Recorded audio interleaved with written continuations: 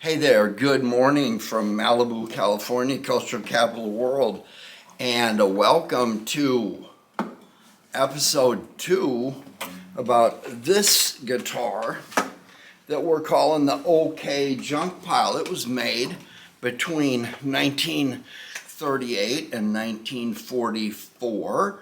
It's a big, thick, heavy Archtop, and we went through all of the what it is not, and its physical attributes in episode 1 playlist up there.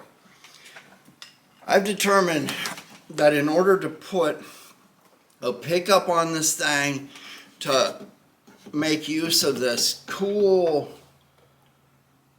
Neanderthal pneumatic bridge, and basically to get this thing to be a player, an everyday player, and take advantage of its heavy build, we're going to take the neck off.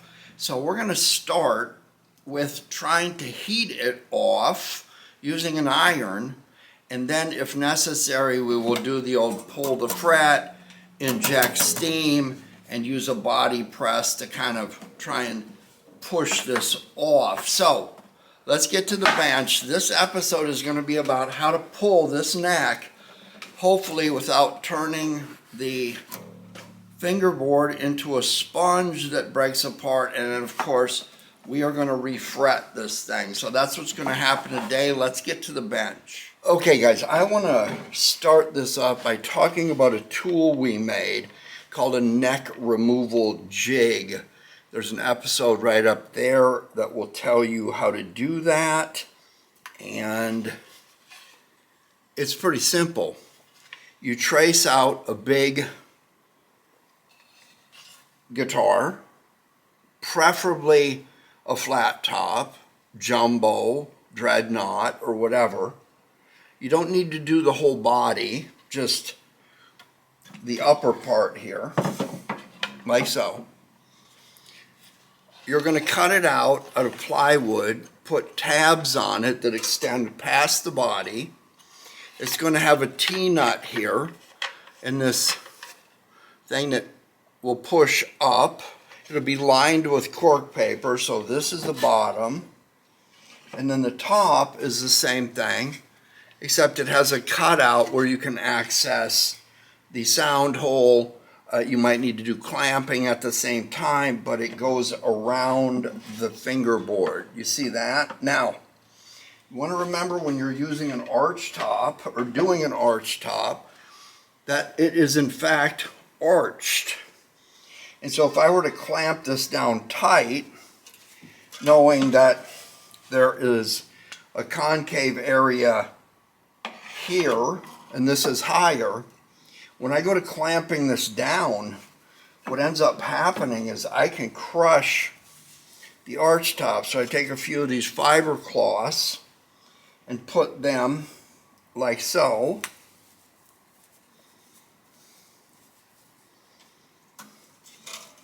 And get them on the sides here, where this will sit like so. And then when I get everything clamped together or set up like this with the other part on the bottom, I simply take these, which are all thread, wing nuts, thread protector, big washer, piece of tubing to keep everything off the body, another big washer, wing nut, thread protector, and I just come in like so and tighten this down snug. We're not trying to crush anything. And then ultimately, when I get the neck to cut loose, either through heat, steam, or a combination of both, this part right here with a block of wood that's got a hole in it that will fit over this is turned up slowly but surely, and it pushes the heel of the neck up.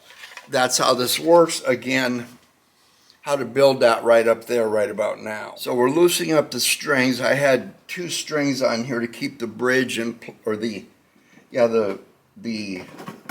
pneumatic bridge thingy. Let's have a look at this. This is incredible. I'm going to have to track down what this is.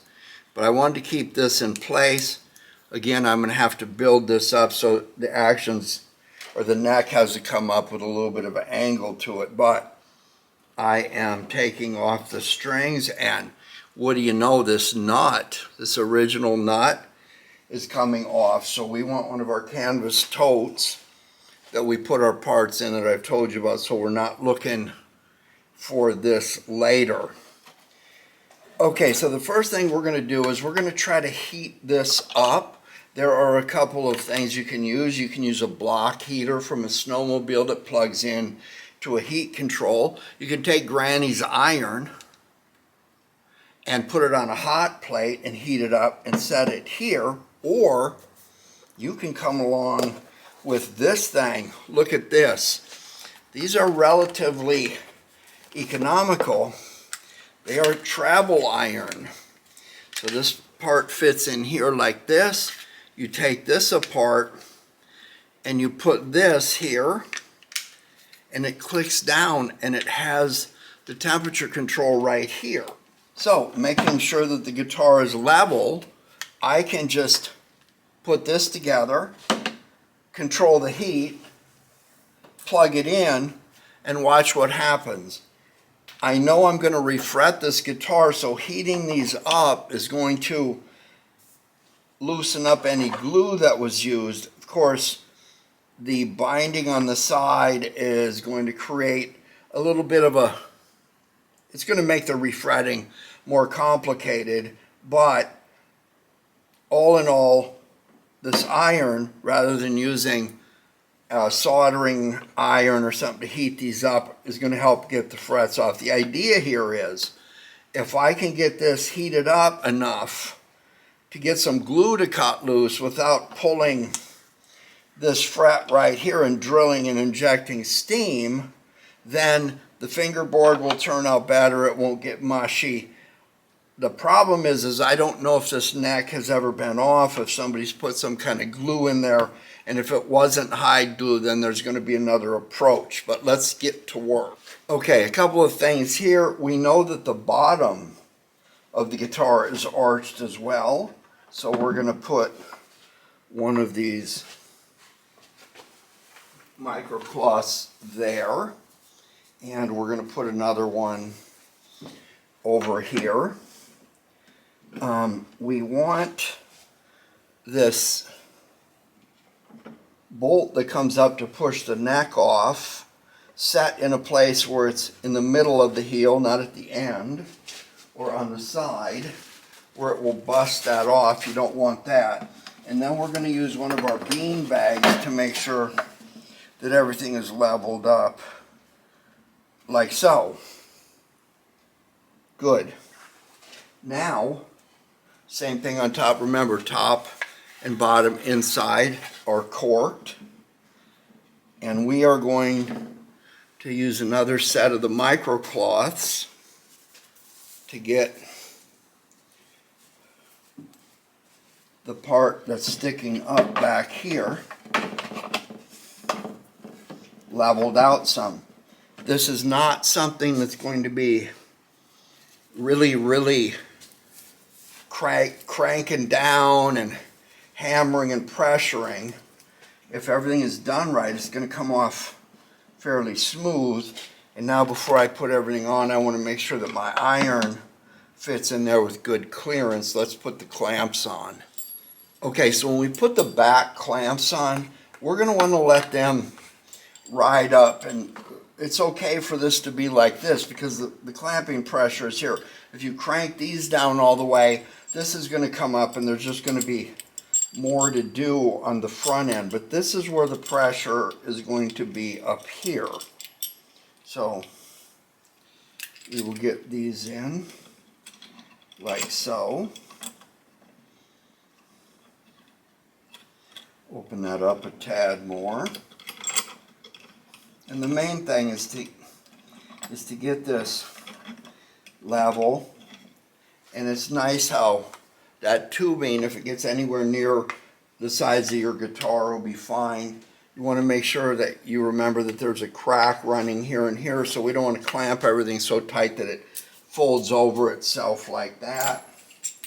But take your time. It only takes a few minutes to do this and get everything leveled out pretty good. And we're not going to forget to put a piece of wood between the bolt here and the bottom of the heel. Here we go. Put that right there. Now, there is a little space between the bottom of the heel and the guitar body, so that drops in there just right. You don't want it pushing on the side of the guitar. But then you're just going to come up here and snug that, and there's a hole in the bottom of the block that corresponds with the bolt. Get that snug there, and then we're going to make sure that these front ones are tight.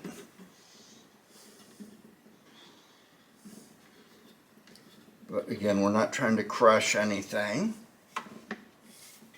Line up everything where that iron will fit right there. And as this front comes down, you're going to see the back rising up. That's okay. And when we start getting close, we're going to snug up the back ones. And you can tell from how much thread is showing on the top where you're at as far as this. Things start to loosen up, like so.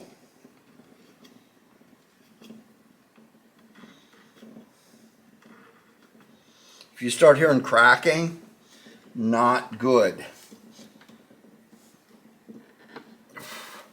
And then you can just bump these a little bit and tell what's tight and what needs to be leveled. Usually it's like lug nuts across from each other.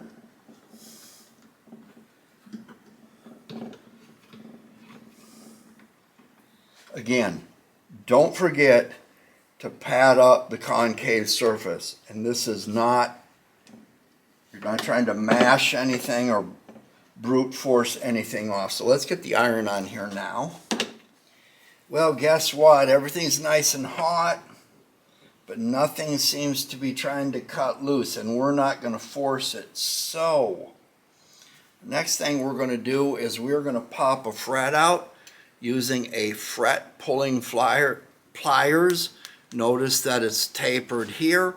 You don't pull, you just get under the fret, squeeze it. Sometimes it's pretty handy to score this with a razor, a blade, or a razor knife. And just come along and score this carefully like this, like so. That way there's not so much splintering. And then you simply get the fret pliers underneath this, open it up, and squeeze. And once you start getting it to lift a little bit, you can put the spacer here underneath and get yourself a little bit of extra leverage. This comes in 10,000ths and 20,000ths. Okay, we're zoomed here. Sometimes the pocket is right here. Sometimes it's where a fret can get to it. I think I'm going to have to drill in this way. But the first thing is, I just have to run this down. And again, heating it up with the iron has been good for us. Now see, I'm just squeezing. I'm not lifting at all. And then I'm going back. And if I have to, I can take the spacer here and put underneath, like so. It's got a gap in it. This neck puller isn't doing me any good right now, but if I get this open like this and slide this here, it gives me just a tad more leverage. And then look at that, it pops right out. Notice, now this is a little bit hot, so I don't want to mess with it too much, but there's no marks on that, and there really was no tear out on the fret. I'm going to be careful around the edge here because the binding came right up. But you see that come out very clean. And again, there is no tear out. So now I'm going to get a drill and I'm going to come down through this fret. I'm going to take a little sandpaper. In fact, remember Tammy's tool? We just take this and come across here a couple of times, and anything that is sticking up will be taken off. You want to do that because if there's chips, get them off now before they hang on something later. But there we go. Okay, since that did not work with just the iron, we are going to take the neck pulling jig off, and you can see that that is not a big deal because of the way this is set up with the tabs and everything. So we can just pull this off to the side, because what we're going to have to do now is we're going to have to tape off the area where the fingerboard comes over the body, and we are going to use Granny's iron and hobo hot plate, which is going on over here, and we are going to put a couple of our palette knives to heat up so we can get underneath the fingerboard extension where it goes over the body and get that loose. Sometimes there are surprises under here, so don't take everything for granted, but you do want to make sure that this knife can go all the way through where you can see it over here before you start popping the neck off, because if your neck cuts loose and this part doesn't, you're going to have splintering and a disaster, and it won't come off clean. So while we're doing that, we're going to put our palette knives under Granny's iron and get everything ready to start drilling into the neck here.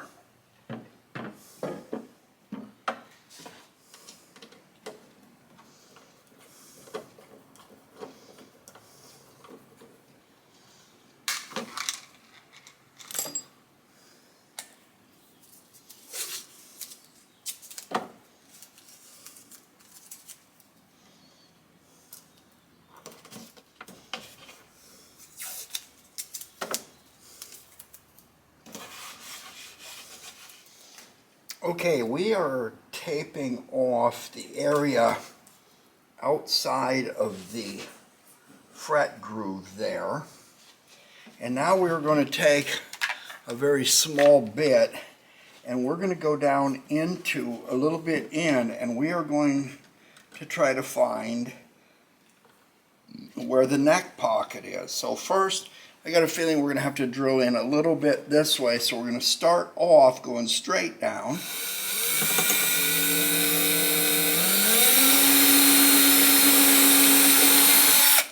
I could feel the bit get a little bit of an air gap, so now I'm going to come in this way,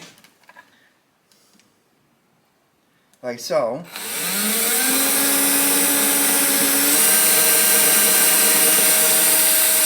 I can feel it.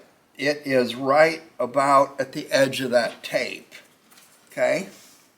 So I'm using a very small bit. Again, I'm going to go straight down. Don't try to come in at an angle and chip out the fretboard. If you get down a little bit and then angle, it'll be better. If you go like this, it'll just pull up part of the fretboard. But we're going to down and then in.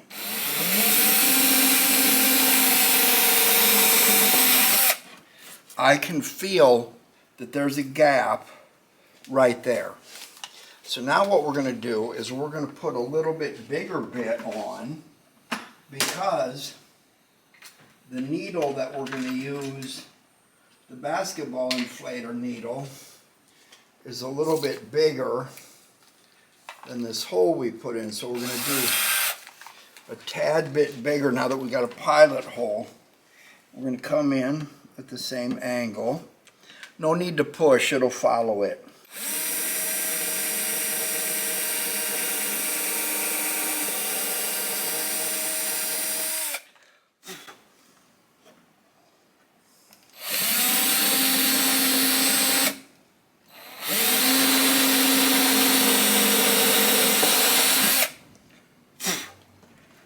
There we go. Let's get our steamer out.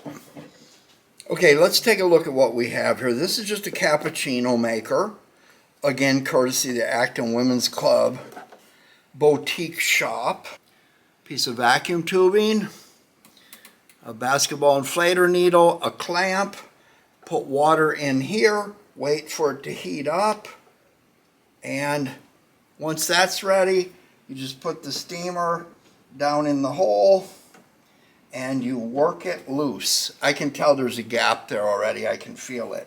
So we'll let that heat up, and you'll be the first to know when it's ready to go. But in the interim, if we can see this, let me move this over here a little bit. I have heated up a palette knife. It is very hot, trust me. Anyway, watch this. Ooh, it goes right in underneath all the way through. There we go. And you just work it back and forth. Once you've got it under one side, come in under the other.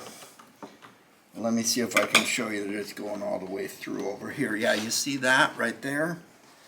It's all the way through. We're just going to heat it.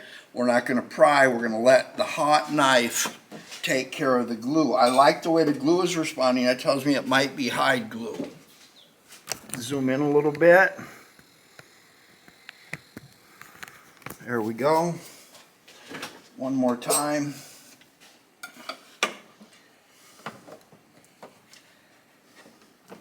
All the way through. You see that? And then just back and forth. Let the heat do the work. All right. Everything is heating up, and the steam needle is about ready to do its work. There we go. And once that starts to happen, I just, remember these things are hot, so plan accordingly. I just put this down in the hole like so, and the steam will start to come up through the other hole. Meanwhile, we just keep working the neck.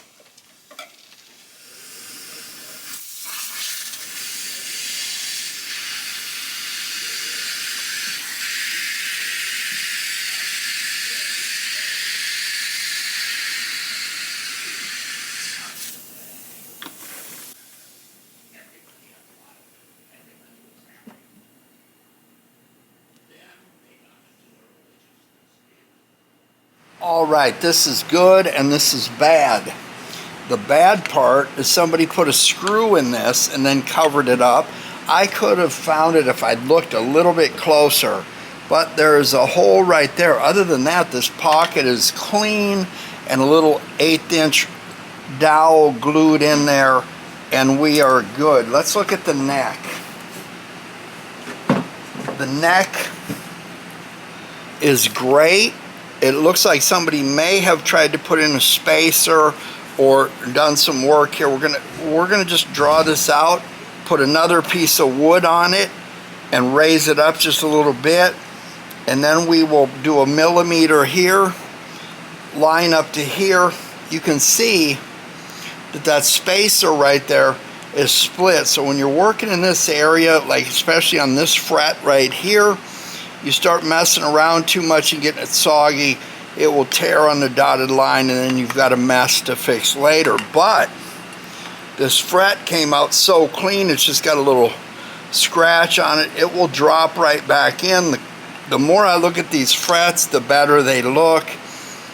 The binding and everything, there's quite good work here on this, so I think we're just going to put that in. So what I'm going to do now is that circle right there is what's hiding that screw. So I'm going to drill a few holes here, get a chisel down in there, reach the top of that screw, take it out, fill it in, and then I've got one bent tuner up here that's going to be okay to fix. And yeah, this thing's pretty much clean one owner.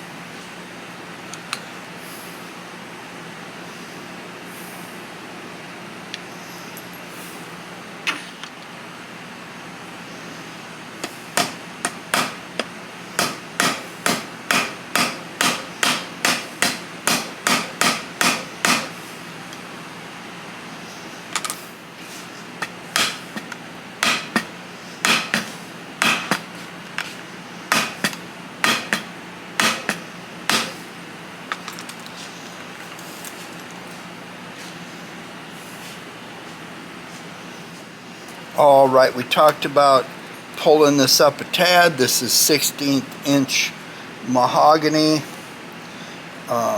So I'm just going to lay this here like so. And I'm going to mark this off right about here. And then we'll make a mark here and here. And we're going to notch this to about right there and make a cut there. And we're just going to stack a piece of this onto here, make sure it insets there, smooth here and taper it off just a tad here. It'll pitch the neck forward along with a 1 millimeter shave right there. Okay, a couple cuts on the bandsaw using the Love pencil. Put this on here. Ooh, nice fit. Keep it clean, jelly bean. Ooh, pencil, pencil.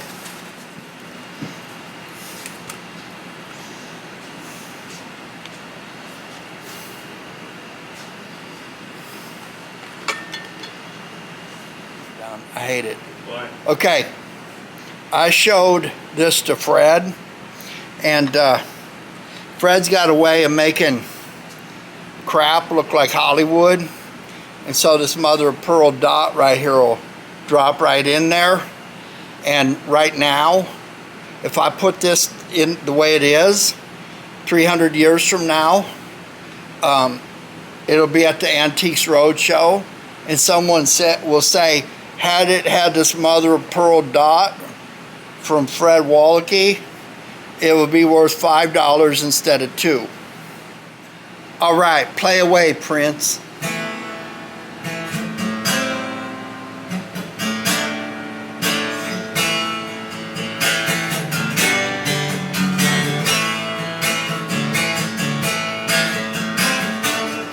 I gave my love a cherry. All right, we're going to fill that hole with an old viola peg. We'll put this in a drill press and hold a piece of file or sandpaper against it. It'll fit right in there. And then we put that mother of pearl thing, and everyone will know that there was a terrible mistake hid by wealth and opulence.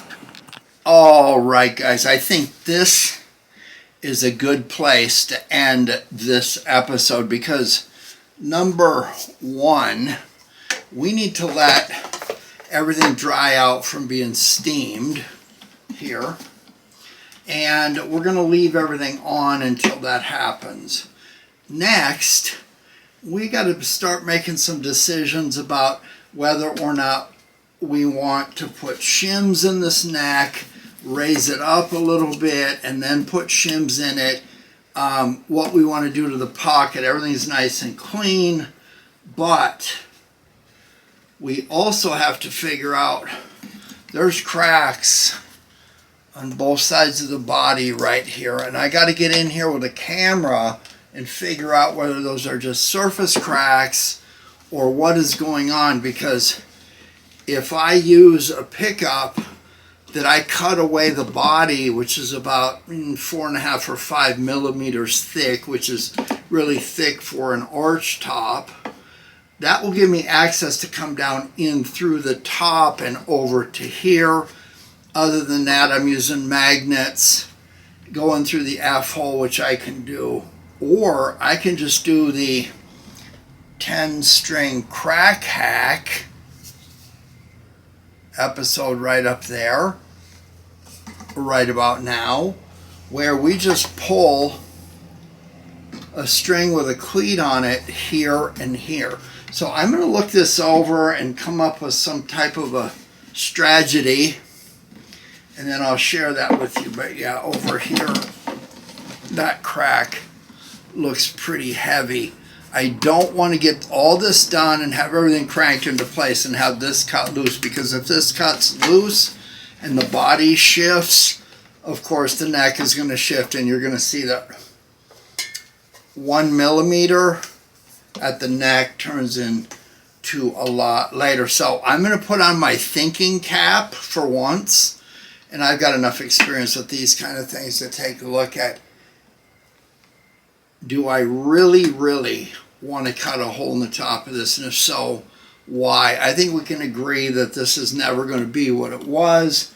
I really like that bridge. I'm going to talk to you more about that next time, but not before I go out and buy up every one that I can get my hands on before you learn about them.